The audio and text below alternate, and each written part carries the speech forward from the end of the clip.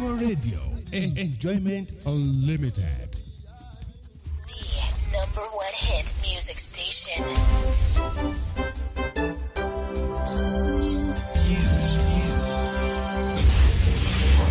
News update.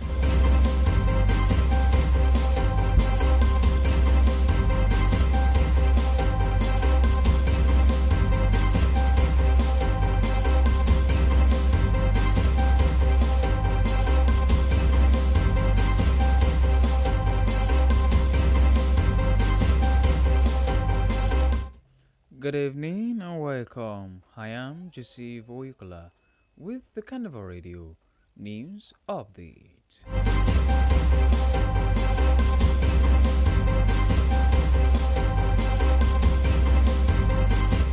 In the news this evening, the House of Representatives has passed for second reading a bill seeking to create Ibadan State from the present Oyo State. The bill is sponsored by Abbas Adegun, representing Ibadan North Federal Constituency, proposes Ibadan as the capital city of the new state. The bill scaled second reading today, Thursday, after majority support during a plenary session presided over Deputy Speaker Benjamin Kalu. Adegun said the creation of Ibadan State would promote equitable development, strengthen federalism, and fulfill long-standing aspiration of the people. The bill has been referred to the House Committee on Constitution Review, one of 46 proposals for state creation currently under consideration. Meanwhile, the federal government has directed all tertiary institutions to submit reports of unutilized tertiary education trust fund allocations within 30 days. Minister for Education, Dr. Tunji Alausa, gave the directive in Abuja today during a meeting with heads of institutions. He said many schools have failed to utilize funds meant for infrastructure development, creating setbacks for the education sector. Alausa stated that unused funds would be verified and redirected to priority projects, while unjustified carryovers would no longer be allowed. He added that capacity building programs, quarterly reviews, and public dashboards would strengthen transparency, project management, and compliance across institutions. In the meantime, veteran broadcaster and former Nigerian High Commissioner to the United Kingdom, Dr. Christopher Kolade, has died at the age of 92. His family announced the elder statesman's passing in a statement today, confirming that he died peacefully on Wednesday, October 8, 2025.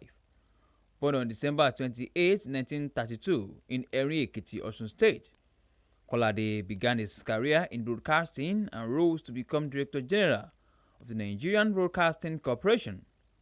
He later served as Chairman of Cadbury Nigeria PLC and as High Commissioner to the United Kingdom, earning national respect for integrity and leadership.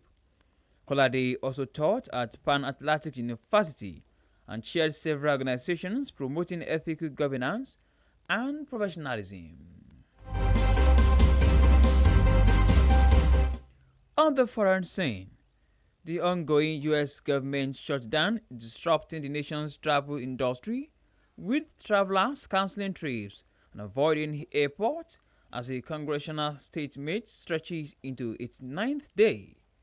According to reports, air traffic controllers and security screeners have gone without pay, causing staff shortages and small workers called in sick, worsening delays and cancellations nationwide. While industry leaders warn that the crisis will intensify ahead of the Columbus Indigenous Peoples Day weekend, which coincides with peak corporate travel season. U.S. Travel Association President Geo Freeman said concerns about inefficiency and delays are discouraging both business and leisure travel. Forecasts also show inbound tourism to the U.S. can fall by 63% this year, while domestic travel may see a modest 1.9% rise. An interesting water sport. Super Eagles to open their training camp for the 2025 African Cup of Nations on December 10, ahead of the Continental Tournament in Morocco. Report indicates that the Federal Football Federation is yet to decide the venue for the camping exercise as preparations begin for the competition. Nigeria, coached by Eric Chelle, have been placed in Group D alongside Tunisia, Uganda, and Tanzania. The team will play their opening match against Tanzania in Vec on December 23. The 2025 Africa Cup of Nations is scheduled to kick off on December 21 in Morocco. At our hands, Carnival Radio News Update. Thank you very much for listening. This news was brought to you by Carnival Radio News and Current Affairs Department, compiled by Elizabeth Tercio Kemkoko. I am Joseph Oyukola. Good evening, and please do well to enjoy the rest of your day.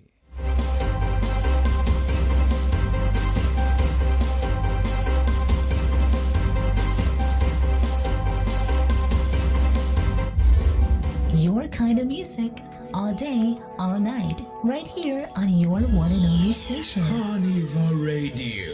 Enjoyment unlimited. Ó milẹ̀, ó kilẹ̀, ó rẹ̀ dòdò. Ẹ̀yin náà gbọ́ bó ṣe ń sìn. Ó ń sẹ́ wẹ́lẹ́wẹ́lẹ́. Carnival Radio. Ìkànnì tó jù kànnì lọ́nà. Ọjọ́ gbogbo bí ọdún.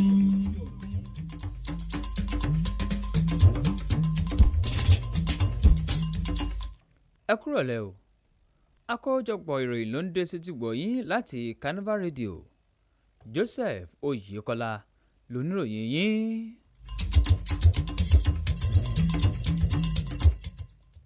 Nínú àkójọpọ̀ ìròyìn fún ti ìrọ̀lẹ́ tòní, àbá kan nílé aṣojúṣòfin orílẹ̀-èdè Nàìjíríà lẹ́yìn tó ń pè fún ìdásílẹ̀ ìpínlẹ̀ Ìbàdàn ìní ó ti jẹ́ kíkà fún ẹlẹ́ẹ̀kejì báyìí o nílé aṣojúṣòfin ilẹ̀ wa Nàìjíríà. Àbá ọ̀hún èyí tí ọ̀nàrẹ́bù Abbas Adigun tó ṣe agbátẹrù rẹ̀, ẹni tí ń sojú fún àríwá Ìbàdàn nílé ìgbìmọ̀ aṣojúṣòfin ló fi àbá ọ̀hún ṣọwọ́ sílé aṣojúṣòfin o wípé kán ṣe àgbékalẹ̀ ìpínlẹ̀ Ìbàdàn eléyìí tí ìlú Ìbàdàn sì máa jẹ́ olú-ìlú ìpínlẹ̀ náà.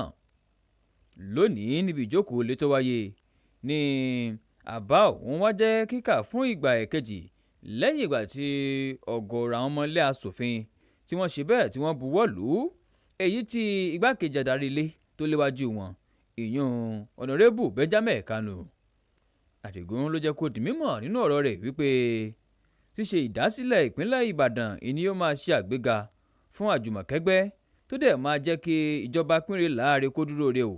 Bẹ́ẹ̀ ni ó jẹ́ kí àlá àwọn aráàlú Ìbàdàn eléyìí tó ti pẹ́ kó dẹ̀ wá sí ìmúṣẹ. Ní báyìí àbá ọ̀hún ni wọ́n ti wá taari sí ìgbìmọ̀ ilé tó ń rí sí àgbéyẹ̀wò ìwé òfin pẹ̀lú àbá 66 míì eléyìí tí ó ń ṣe tó ń tọ́ka sí ìdásílẹ̀ àwọn ìpínlẹ̀ ọlọ́kan-ò-jọ̀kan.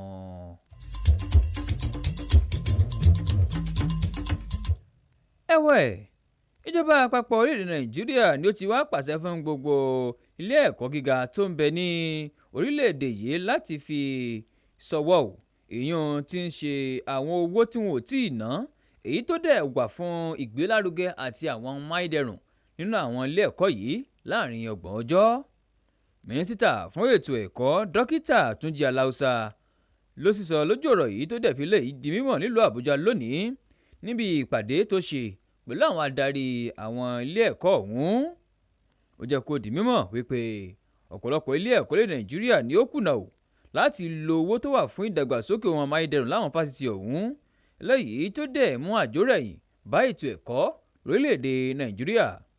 Aláùsá tẹ̀síwájú nínú ọ̀rọ̀ rẹ̀, ó jẹ́ kó di mímọ̀ o wípé gbogbo ọ̀pọ̀lọpọ̀ àwọn owó tí wọn ò tí ì ná yìí iná wọn máa ṣe àgbéyàwó rẹ̀ o, eléyìí tí àwọn dẹ̀ máa taari wọn lọ síbi àwọn iṣẹ́ àkànṣe lọ́kọ̀ọ̀jọ̀kan tó tọ́ àti èyí tó yẹ, tó dẹ̀ ní gbogbo àwọn iṣẹ́ àkànṣe lọ́kọ̀ọ̀jọ̀kan tí wọ́n ṣe ṣùgbọ́n táwọn lè fìdí ẹ̀ múlẹ̀ ní àwọn ò ní fààyè gbà o.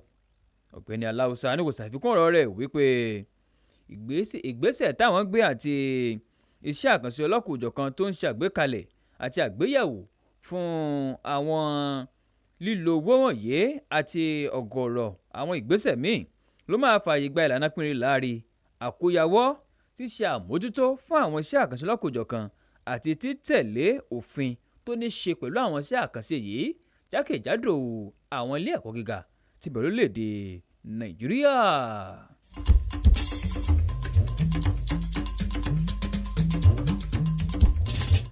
ẹnìkan tí ń ṣe àgbà ọ̀jẹ̀ níbi iṣẹ́ agbóhùnsáfẹ́fẹ́ tó tún jẹ́ kọmíṣánná àgbà fún èdè United Kingdom dókítà Christopher Kọ́ládé ni ó ti jẹ́ Ọlọ́run pè lẹ́ni ọdún 92.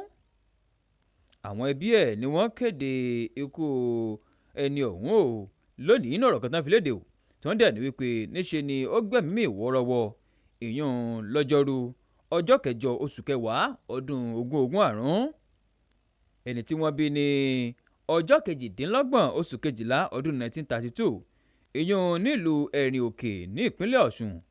Kọ́ládé ni ó bẹ̀rẹ̀ ìrìn àjò ayé rẹ̀ níbi iṣẹ́ ìròyìn tó dẹ̀ dàgbà tó fi di ọ̀gá àgbà àjọ tó ń rí sí ìgbóhùnsáfẹ́fẹ́ lórílẹ̀‐èdè Nàìjíríà. bẹ́ẹ̀ ni ó ṣiṣẹ́ pọ̀ pẹ̀lú àwọn iléeṣẹ́ ọlọ́kùnjọ̀kan tí tó fi di kọmíṣánná àgbà fún ìlú United Kingdom tó dẹ̀ jẹ́ kí ọ̀pọ̀lọpọ̀ àwọn ènìyàn kan máa gbóríyìn fún ní gbogbo àgbáláyé. Kọ́ládé ni ó ti ṣe olùkọ́ ní fásitì Pan Atlantic náà tó dẹ̀ tún jẹ́ alága fún àwọn àjọ àti ẹgbẹ́ ọlọ́kùnjọ̀kan jákèjádò orílẹ̀-èdè gbogbo àgbáláyé bẹ́ẹ̀ gẹ́gẹ́ tó máa ń tẹ̀lé ìṣèjọba tó dúró re àti títẹ̀lé ìlànà tó tọ́ àti èyí tí ó yẹ. kò ní jù báyìí lọ lórí àkójọpọ̀ ìròyìn fún ti ìrọ̀lẹ́ tòní. ẹ lè ṣe àbẹ̀wò sí ìkànnì wa lórí Facebook Carnival Media bẹ́ẹ̀ gẹ́gẹ́ www.carnivalmedia.ng. ìròyìn lámútọ̀yìn wa láti iléeṣẹ́ Carnival Radio ẹ̀ka tó ń rí sí ìròyìn àti ọ̀rọ̀ tó ń lọ. Elizabeth Tessio kẹ́hìn kókó ló ṣe àkójọpọ̀ ìròyìn ọ̀hún. Joseph Oyèkọ́lá lórúkọ tèmi o kẹ́ ní àṣálẹ́ èyí tí ó dára o.